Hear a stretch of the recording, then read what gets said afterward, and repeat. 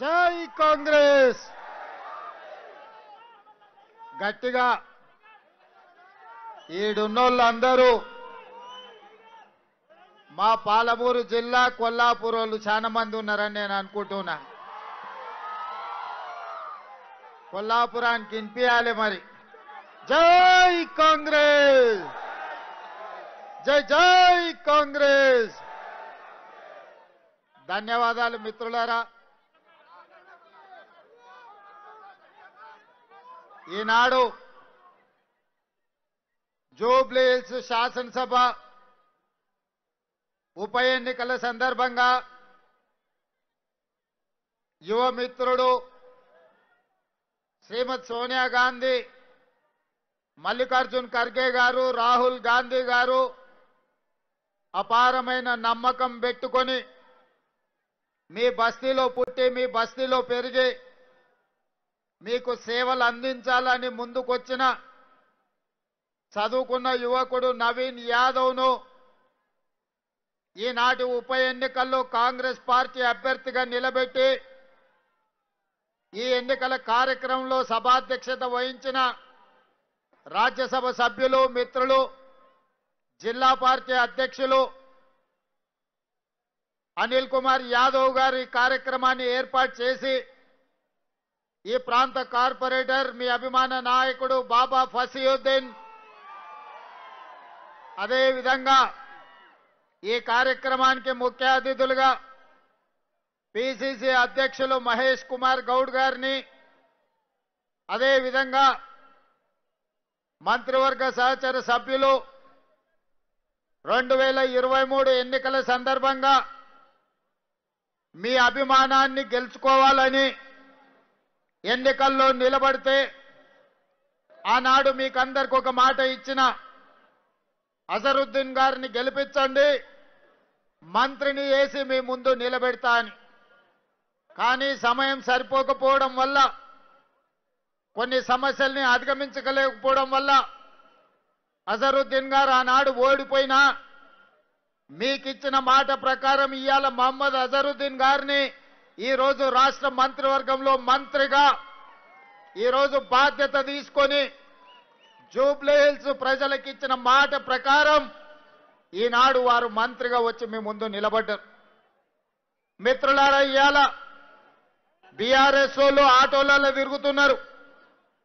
2023 ఎన్నికల సందర్భంగా తెలంగాణ ప్రజలు ముఖ్యంగా గ్రామీణ ప్రాంతాలలో, తండాలలో, గూడాలలో, మారుమూల పల్లెల్లో విద్యార్థులు, నిరుద్యోగ యువకులు, అమరవీరుల కుటుంబాలు, రైతులు, మహిళలందరూ కలిసి ఇక ఈ కారు మనకు వనికిరాదు, ఈ కారు అనుము చెడ్డది, దీన్ని వర్క్ షాప్లకు పంపించాలి, మెకానిక్ షెడ్లకు పంపాలి అని మెకానిక్ షెడ్లు పెట్టి టైర్లు వీకి రాళ్లు పెట్టి నిలబెట్టిరు. ఇవాళ తిరగనికే కారు షెడ్డు పోయిందని బిల్లా రంగాలు ఇద్దరు ఇవాళ జూబ్లీ హిల్స్ ప్రాంతంలో ఆటోలల్లో తిరిగి మళ్ళా మీ ముందల నాటకాలు మొదలు పెట్టిండ్రు. ఇవాళ వాళ్ళు జూబ్లీ హిల్స్ లో ఇప్పుడే కొత్తగా సమస్యలు వచ్చినట్టు, ఇప్పుడే ఈ సమస్యలు ఉన్నట్టు ఈ ప్రాంత ప్రజల్ని మభ్యపెట్టే ప్రయత్నం చేస్తున్నారు. అదేవిధంగా ఉప ఎన్నికల సందర్భంగా ఈరోజు మాగంటి సునీతమ్మని మీకు చూపించి భర్త చనిపోయిండు, ఆడబిడ్డకి ఎన్నికల్లో ఓటేయండి అని ఈరోజు మిమ్మల్ని అడుగుతున్నారు. నేను ఈ ప్రాంత ప్రజలకు, ముఖ్యంగా ఈ పక్కనున్న బస్తీలు, ఆనాడు పేదోళ్ల దేవుడు, పేదోళ్ల గుండె ధైర్యం పి జనార్దన్ రెడ్డి గారు 2007 నాడు చచ్చిపోయినప్పుడు, పీజేఆర్ గుండాగి చనిపోయినప్పుడు ఆయన కుటుంబానికి ఏకగ్రీవం ఇయ్యాలి అని ఆనాడు రాజకీయ పార్టీలు ఆలోచన చేసి గతంలో ఉన్న సాంప్రదాయాన్ని కొనసాగించే విధంగా పీజేఆర్ కుటుంబాన్ని ఏకగ్రీవం చెయ్యాలని నిర్ణయం జరిగింది.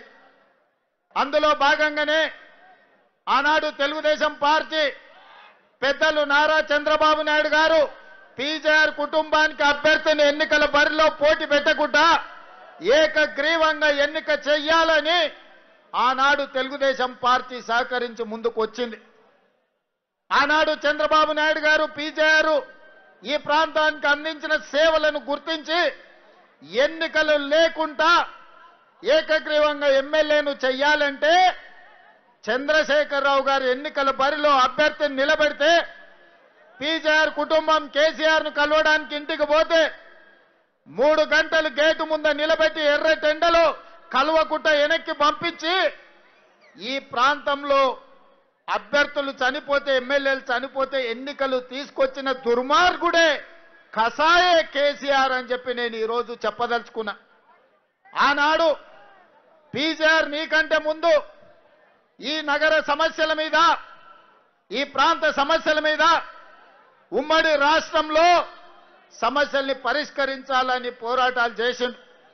అలాంటి పీజేఆర్ ఈ హైదరాబాద్ నగరానికి వివిధ ప్రాంతాల నుంచి వలస వస్తున్న ఉద్యోగాల కోసం ఉపాధి కోసం ఈ ప్రాంతానికి వచ్చిన పేదవాళ్లకు నిల్వ నీడ లేకపోతే ఉండడానికి గుడిసె తాగడానికి నీళ్లను అందించి పేదవాళ్ళను ఆదుకున్న చరిత్ర పి జనార్దన్ రెడ్డి గారికి ఉన్నది. ఈ పక్కన ఉన్న బస్తీలల్లా ఏ తలుపు తట్టినా ఏ గుండె తట్టినా పీజేఆర్ సహాయం ఏ విధంగా ఉండేనో గక్కడ మా లంబాడ సోదరులు మా ఆడబిడ్డలు మా లంబాడి ఆడబిడ్డలు మా రాములు నాయకునో మా శంకర్ నాయకునో ఎవరిని అడిగినా చెప్తారు. ఈ ప్రాంతంలో ఈ లంబాడ సోదరులకు ఆనాడు పీజేఆర్ గారు ఏ విధంగా అండగా నిలబడ్డాడు. అలాంటి పీజేఆర్ కుటుంబానికి వ్యతిరేకంగా ఎన్నికల్లో పోటీ పెట్టి ఈనాడు ఎన్నికలలో ఉప ఎన్నికల్లో సెంటిమెంటును ఈరోజు రాజేయాలని చూస్తున్నారు. అందుకే మిత్రులారా, ఇవాళ ఈ ప్రాంతంలో బోడబండ కావచ్చు, ఎర్రగడ్డ కావచ్చు, యూసుఫ్ గూడ కావచ్చు, వెంగళరావు నగర్ కావచ్చు, లేకపోతే ఈ ప్రాంతంలో ఉండే ప్రతి బస్తీ కొత్తగా సమస్యలు వచ్చినట్టు ఇవాళ బీఆర్ఎస్ వాళ్ళు మాట్లాడుతున్నారు. నేను అడగదలుచుకున్న బీఆర్ఎస్ వాళ్ళను, 10 ఏళ్లు మీరే అధికారంలో ఉన్నారు కదా, 2-3 సార్లు బీఆర్ఎస్ ఎమ్మెల్యేనే జూబ్లీ హిల్స్ నుంచి ఉన్నాడు కదా, కేటీఆర్ 10 ఏళ్లు మున్సిపల్ మంత్రిగా ఉన్నాడు కదా, కేసీఆర్ గారు 10 ఏళ్లు ముఖ్యమంత్రిగా ఉన్నాడు కదా, మరి ఈ సమస్యలు పరిష్కారం కాకపోవడానికి, బోడబండలో సీసీ రోడ్లు రాకపోవడానికి, ఈ ప్రాంత ప్రజలకు తాగునీళ్లు లేకపోవడానికి, మీరేసుకున్న గుడిసెల మీద కరెంటు వైర్లు పోవడానికి కారణం బీఆర్ఎస్ దొంగలు కాదా? ఇవాళ బిల్లా రంగాలు ఆటోలలో వచ్చి మీ సమస్యలు మేం పరిష్కరిస్తామని ఇవాళ బిల్లా రంగాలు చెప్తున్నారు.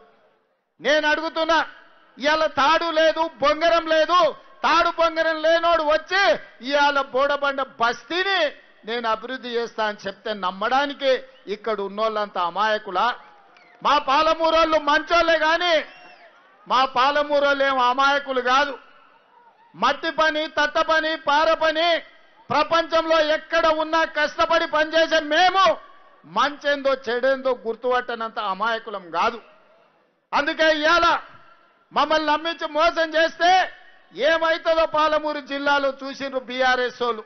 ఈసారి జూబ్లీ హిల్స్ లో చూడబోతున్నారు. అందుకే మిత్రులారా, వాళ్ళు చెప్పే అబద్ధాలు, వాళ్ళు లేవనెత్తుతున్న సమస్యలు, దీనికి వాళ్ళే కారణం కాదా? మీరు ఒక్కసారి ఆలోచన చేయండి. 10 ఏళ్ల అధికారంలో ఉన్న వాళ్ళు 2 ఏళ్లు కూడా మేము పూర్తి చేసుకోలే. ఈ ప్రాంతంలో 14,159 రేషన్ కార్డులు ఇచ్చింది కాంగ్రెస్ పార్టీ కాదా? అడిగిన వాళ్ళందరికీ రేషన్ కార్డులు ఇచ్చింది కాంగ్రెస్ పార్టీ కాదా? ఇవాళ పేదవాళ్ళ ఇళ్లల్లో 200 యూనిట్లు ఉచిత కరెంట్ ఇచ్చి కరెంటు బిల్లు కట్టాల్సిన పని లేదు. పేదల ఇళ్లల్లో వెలుగులు నింపాలి, పేదోళ్ళ కళ్ళల్లో సంతోషాన్ని చూడాలి అని ఇవాళ ఇందిరమ్మ రాజ్యంలో మీ బస్తీలలో మీ ఇండ్లకు ఉచితంగా కరెంట్ ఇస్తున్న మాట వాస్తవం కాదా?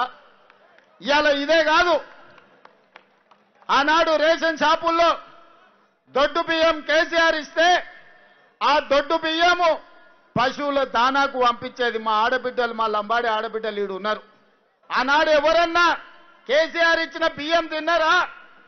మరి ఇవాళ ఇందిరమ్మ రాజ్యంలో మేము సన్న బియ్యం ఇస్తున్నాం. ఇవాళ ప్రతి కుటుంబానికి ప్రతి మనిషికి 6 కిలోల దాకా సన్న బియ్యం ఇస్తున్నాం. ఇవాళ సన్న బియ్యం అమ్మ తల్లిదండ్రులే కాదు, సంటి పిల్లలకు కూడా ఇవాళ అన్నం పెట్టే పరిస్థితి వచ్చింది. సన్న బియ్యం ఇవాళ మీకు అందరికి వస్తున్నాయా లేదా ఒక్కసారి ఆలోచన చెయ్యండి. దొడ్డు బియ్యం ఇచ్చినాడు, అవి ఎక్కడికో పోయేది. ఇవాళ సన్న బియ్యం ఇస్తే పేదోళ్ళు 4 బుక్కల బువ్వ తింటున్నారు కష్టపడి. ఇదే కాదు, మా ఆడబిడ్డల వెనకాల చాలా మంది ఉన్నారు. వేలాది మంది మా ఆడబిడ్డల ఆశీర్వాదంకి వచ్చారు. మా ఆడబిడ్డలు పనికి పోవాలన్నా, లేకపోతే పండుగ పూట అమ్మగారింటికి పోవాలన్నా, లేకపోతే అమ్మవారి దర్శనం చేసుకోవాలన్నా, బల్కమ్మపేట ఎల్లమ్మ దర్శించుకోవాలన్నా, లేకపోతే యాదగిరిగుట్ట లక్ష్మీ నరసింహస్వామిని దర్శించుకోవాలన్నా ఇంటాయన కిరాయి పైసలు ఇస్తే తప్ప పోవాలి. లేకపోతే వద్దులేమో మళ్ళీ దీపావళి పండుగ కోదు అంటే దసరా పండుగ కడితే సంక్రాంతి కోదాం అనేటోడు. ఇవాళ మా అక్కల్ని అడుగుతున్నా నేను, అక్క మీ తమ్ముడి రాష్ట్రానికి ముఖ్యమంత్రి అయినాక ఏ బస్సులన్నా ఎవడన్నా మిమ్మల్ని ₹1 టికెట్ కోసం పైసలు అడిగినరా మీరు చెప్పండి. మరి ఇవాళ మీ తమ్ముడు ముఖ్యమంత్రి అయితే రాష్ట్రం నలుమూలల భద్రాచలంలో రాముల వారిని కొలవాలన్నా, యాదగిరి గుట్టలో లక్ష్మీ నరసింహస్వామిని దర్శించుకోవాలన్నా, బల్కంపేట ఎల్లమ్మ దగ్గరికి పోవాలన్నా ఆడబిడ్డల్ని ఒక్క పైసా లేకుండా బస్సులలో నేను ఇవాళ ఉచిత ప్రయాణం మీకు అందించిన. వాళ్ళేమంటారు, ఆటో డ్రైవర్ల పొట్టగొట్టిరు, ఆటో డ్రైవర్లకు నష్టం జరిగింది, ఇవాళ ఆడపిల్లలకు ఉచిత బస్సు రద్దు చేయమని బీఆర్ఎస్ వాళ్ళు గల్లీలలో తిరుగుతారు. గిది వాళ్ళ గలీజ్ బుద్ధి. 2014 నుంచి ఒక్క ఆడబిడ్డకు కూడా మంత్రి పదవి ఇయ్యలే. ఇవాళ మన ప్రభుత్వంలో మీ అభిమాన నాయకురాలు సీతక్కని మంత్రిని చేసినాం, కొండా సురేఖమ్మని మంత్రిని చేసినాం. ఇవాళ పెత్తనం మీ చేతిలో పెట్టినాం. 67 లక్షల మహిళా సంఘాల సభ్యులకు ఇవాళ పెత్తనం ఇచ్చినాం. 1000 ఆర్టీసీ బస్సులు నడిపే అధికారం మా ఆడబిడ్డలకు ఇచ్చినాం. ఇవాళ జిల్లాలలో పెట్రోల్ బంకులు నడిపే బాధ్యత మీకు ఇచ్చినాం. ఇదే కాదు, హైటెక్ సిటీ పక్కన 100 కోట్ల రూపాయల విలువ ఉండే భూమి మీరు తయారు చేసిన ఉత్పత్తులు అమ్మడానికి విప్రో, ఇన్ఫోసిస్, మైక్రోసాఫ్ట్ లాంటి ప్రపంచ దిగ్గజాలైన కంపెనీల పక్కన శిల్పారామం దగ్గర మా ఆడబిడ్డలకు ఇవాళ ఇందిరా బజార్, మహిళా బజార్ అని చెప్పి మీ ఉత్పత్తులను అక్కడ అమ్మడానికి మీకు ఇచ్చినాం. ఇంత గొప్ప అవకాశం ఇందిరమ్మ రాజ్యంలో ఆడబిడ్డలకు వచ్చింది.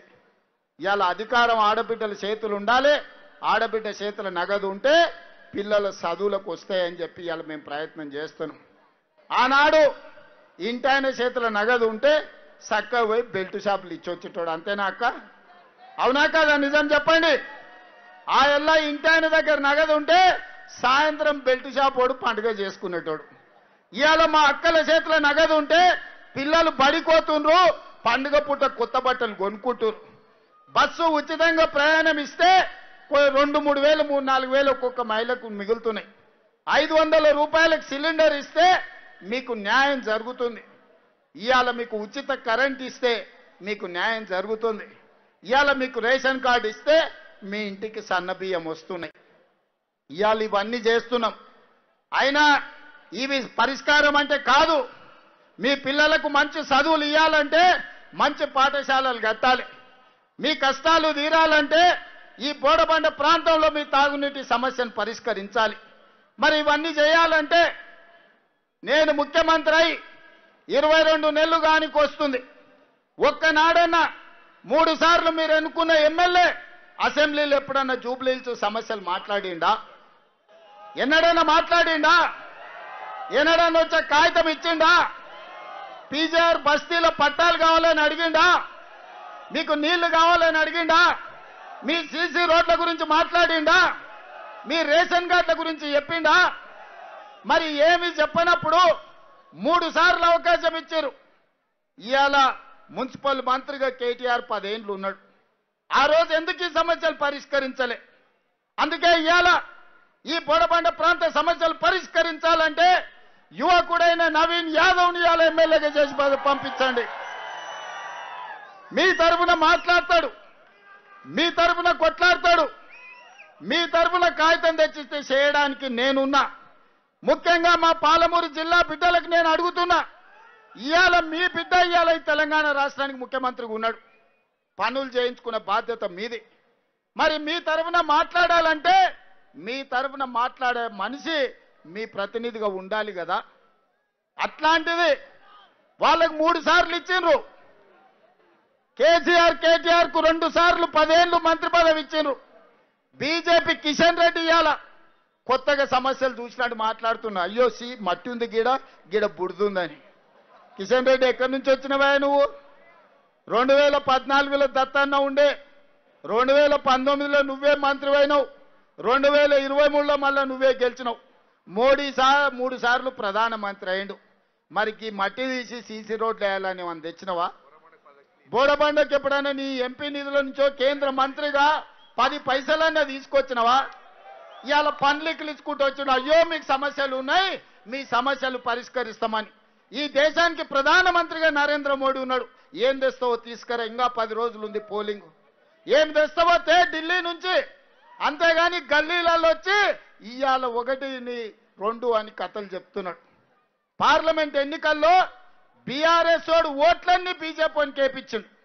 అందుకే మహబూబ్నగర్ కానీ, చేవెళ్ళ కానీ, సికింద్రాబాద్ కానీ, మల్కాజిగిరి కానీ, మెదక్ కానీ, నిజామాబాద్ కానీ, కరీంనగర్ కానీ, ఆదిలాబాద్లో 8 పార్లమెంట్లలో బీఆర్ఎస్ డిపాజిట్లు జప్తు అయితే ఇవాళ బీజేపీ వాడు గెలిచిండు. కేంద్రంలోనేమో బీజేపీ కోట్లు వేయాలి, రాష్ట్రంలో బీఆర్ఎస్ కోట్లు వేయాలని ఇవాళ బీజేపీ డిపాజిట్ కూడా ఓగొట్టుకొని బీఆర్ఎస్ వాళ్ళని గెలిపించడానికి ప్రయత్నం చేస్తుంది. ఆలోచన చేయండి. వీళ్ళ కుమ్ముక్కు రాజకీయాలు, వీళ్ళ ఫెవికాల్ బంధం. మొదటి రోజు కేటీఆర్ మాట్లాడతాడు, 2వ రోజు కిషన్ రెడ్డి మాట్లాడతాడు. వీళ్ళిద్దరికి ఫామ్ హౌస్లో కూర్చొని ఇవాళ ఆయన నీతులు చెప్తాడు. ఇక కేటీఆర్ అయితే చెప్తున్నాడు, చెల్లెలు సునీతమ్మని గెలిపించండి, ఆమె కన్నీళ్లు దూడవండి అని. వెనకటికి ఎవడోనంట సొంత చెల్లెలకు అన్నం పెట్టలేదంట, కానీ చిన్నమ్మ బిడ్డకు బంగారు గాజులు చేపిస్తా అన్నాడట. ఓరి సన్నాసి, నీ తోడబిట్టిన చెల్లెలు, నీ సొంత చెల్లెలు ఆస్తి ఇవ్వాల్సి వస్తుందని ఇంట్లోకెళ్ళి బయటకు పంపించినవని ఇవాళ నీ సొంత చెల్లెలు మా పాలమూరు జిల్లాకు వచ్చి ఏడిచింది నిన్ననే. నీ సొంత చెల్లెల్నే చక్కగా చూసుకోక నీ నాయన సంపాదించిన 1000 కోట్ల అక్రమ ఆస్తిలో చెల్లెలకు వాటా ఇవ్వాల్సి వస్తుందని సొంత చెల్లెల్నే ఇంట్లోకెళ్ళి ఎలగొట్టిన దుర్మార్గుడివి. ఇవాళ నువ్వు మాగంటి సునీతమ్మను నువ్వు మంచిగా చూసుకుంటావా? మా అక్కలు నమ్మాలనా నిన్ను? ఇవాళ అడుగుతున్న ఎవడైనా సొంత ఇంటి ఆడబిడ్డను మంచిగా చూసుకోనోడు ఇవాళ మన చిన్నమ్మ బిడ్డలను, పక్కింటి ఆడపిల్లలను మంచిగా చూసుకుంటాడా? ఒకసారి ఆలోచన చేయరు. ఈ ఎన్నికల కోసం ఉత్తగా ముందల నిలబెట్టి ఓట్లు వేయించుకొని గెలుచుకోవాలని ఆలోచన చేస్తారు. ఇవన్నీ నేను చెప్తలేను, వాళ్ళ చెల్లెలే మైకులలో చెప్తుంది. ఇవాళ మీ చెల్లెలు అడిగే ప్రశ్నలకు నువ్వు సమాధానం చెప్పు సిగ్గుంటే. నీ చెల్లెలే చెప్పింది కదా, మా నాయనని అడ్డం పెట్టి వీళ్ళు 1000 కోట్లు సంపాదించారు దుర్మార్గులు, ఇవాళ మా నాయన మీదకి కేసులు వచ్చినాయి, మొదట వీళ్ళందరినీ జైలు వేసి లాగులలో తొండలు ఇచ్చి కొట్టండి వాళ్ళ సొంత చెల్లెలు చెప్తుంది. ఇంకా ఇంతకంటే ఇంకెవరైనా చెప్తారా?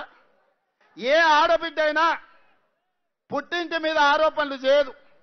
తనకు కష్టం వచ్చినా, నష్టం వచ్చినా, దుఃఖం వచ్చినా, అత్తగారి ఇంట్లో వేధింపులున్నా పుట్టినిల్లు మంచిగా ఉండాలి, తల్లిదండ్రుల కీర్తి గొప్పగా ఉండాలి, తోడబుట్టినోడు చల్లగా ఉండాలని కోరుకుంటారు. కానీ ఈ దుర్మార్గులు ఎన్ని కష్టాలు పెడితే సొంత చెల్లెలే వీళ్ళు దుర్మార్గులు, వీళ్ళని ఈపులు వాళ్ళకు కొట్టాను అని చెప్తుందో ఒకసారి ఆలోచన చెయ్యండి. అందుకే నేను చెప్పిన, సొంత చెల్లెలకు అన్నం పెట్టినోడు చిన్నమ్మ బిడ్డకు బంగారు గాజులు చెప్పిస్తా అంటే వాడు నన్ను నమ్ముతాడా? అందుకే మిత్రులారా, ఇవాళ మీరందరూ ఆలోచన చేయండి. ఈ ప్రాంత సమస్యలు పరిష్కరించే బాధ్యత నాది. మీరు నవీన్ యాదవ్ని గెలిపించండి. ఇవాళ ఈ నగరంలో ఏ పని చేయాలన్నా నాకు నా ఎంబడి ఉండాలి, నాతో పాటు పరిగెత్తటోడు రావాలి. అందుకే యువకుడు నవీన్ యాదవ్ను గెలిపించండి. ఒక్క ఓటుకు మీకు 2 సేవకులు వస్తారు. ఒక పక్కన అజారుద్దీన్ మంత్రిగా జూబ్లీహిల్స్ సమస్యల్ని పరిష్కరిస్తాడు, నవీన్ యాదవ్ ఎమ్మెల్యేగా ఉంటాడు, అనిల్ కుమార్ యాదవ్ ఈరోజు రాజ్యసభ సభ్యుడిగా ఆ నిధులు మీతోని ఖర్చు పెడతాడు. అందుకే మిత్రులారా, ఒక్క అవకాశం ఇవ్వండి. 3 సార్లు బీఆర్ఎస్ వాళ్ళకి ఇచ్చారు, 3 సార్లు పార్లమెంట్లో బీజేపీ వాళ్ళకి ఇచ్చారు. ఈ ఒక్కసారి నన్ను నమ్మండి, నవీన్ యాదవ్కు ఓటు వేయండి. ఈ ప్రాంతాన్ని అభివృద్ధి చేసే బాధ్యత నాది, మీ సమస్యల్ని పరిష్కరించే బాధ్యత నాది. అదే కాదు,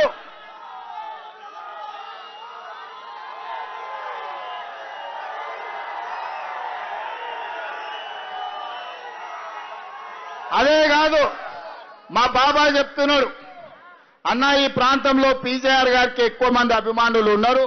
ఆనాడు పీజేఆర్ గారు వివిధ ప్రాంతాల నుంచి వచ్చిన వాళ్లకు ఈడ ఉండడానికి నిలువ నీడిచ్చిండు. ఈ బోరబండ చౌరస్తకు పీజేఆర్ బోరబండ చౌరస్తా పేరు పెట్టమని.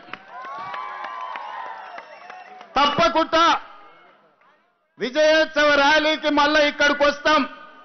ఈ చౌరస్తకు పీజేఆర్ బోరబండ చౌరస్తా అని పేరు పెట్టుడే కాదు, పీజేఆర్ విగ్రహాన్ని పెట్టించి మీ అభిమాన నాయకుడి విగ్రహాన్ని పెట్టించడానికి, ఈ ప్రాంత సమస్యల్ని పరిష్కరించడానికి నేను మళ్ళా మీ దగ్గరికి వస్తా. ఇవాళ వాళ్ళు ఎవ్వరు ఏం చేసినా, ఎన్ని ఓట్లు వేసినా మళ్ళీ దొంగకు దొరకకుండా పోతారు, తుపాకీ గుండుకు కూడా అందరూ. ఇవాళ కేవలం ఓట్లున్నాయని ఈ పక్క వచ్చారు. ఈ 20 నెలల వాళ్ళ ఎమ్మెల్యేనే ఉన్నప్పుడు ఎప్పుడన్నా వచ్చిండ్రా? అందుకే ఇవాళ మీరందరూ ఆలోచన చేయండి. ఒక మంచి పనికి శ్రీకారం చుట్టండి. ఒక యువకుడికి అవకాశం ఇవ్వండి. మీ ప్రాంతంలో పుట్టి, మీ ప్రాంతంలో పెరిగి, మీ సమస్యల పట్ల అవగాహన ఉన్నోడు ఈ ప్రాంతాన్ని అభివృద్ధి చేసే బాధ్యత నేను తీసుకుంటా. ఈ ప్రాంతానికి అవసరమైన నిధులు ఇస్తా, మీకు జరిగిన నష్టాన్ని పూడ్చుతా. ఇందిరమ్మ ఇండ్లు కూడా పట్టాలు ఉన్నోళ్ళకి ఇండ్లు కట్టుకోవడానికి మీకు ఇందిరమ్మ ఇండ్లు ఇచ్చే బాధ్యత నాది. మీ గ్రామాలలో మీరు ఊరికి పోయినప్పుడు మీ ఊర్లో చూడండి, 10 ఏళ్ళు ఆగిపోయిన ఇందిరమ్మ ఇండ్లు నేను బాధ్యత తీసుకున్నాక పేదోళ్ళందరికీ ఇందిరమ్మ ఇండ్లు ఇవాళ గ్రామాలలో ఇచ్చినాం. ఈసారి వంతు పట్టణంలో పేదోళ్ళకి ఇందిరమ్మ ఇండ్లు ఇచ్చే బాధ్యత నాది. వచ్చి బస్తీలో నవీన్ కూర్చుంటాడు. ఏ పేదోళ్ళకి ఇండ్లు లేవో మీ అందరికీ ఇందిరమ్మ ఇండ్లు మంజూరు చేయించే బాధ్యత నవీన్ యాదవ్ తీసుకుంటాడు. నవీన్ యాదవ్ మళ్ళా మీ ఇల్లు తిరుగుతాడు. రాబోయే 3 ఏళ్ళు మీ ఎమ్మెల్యేగా అసెంబ్లీ ఉన్నప్పుడు తప్ప మీ బస్తీలే తిరుగుతాడు, మీ మధ్యలోనే ఉంటాడు, మీ సమస్యలు తెలుసుకుంటాడు, మీ సమస్యల్ని పరిష్కరిస్తాడు. నాకు సంపూర్ణమైన విశ్వాసం ఉంది.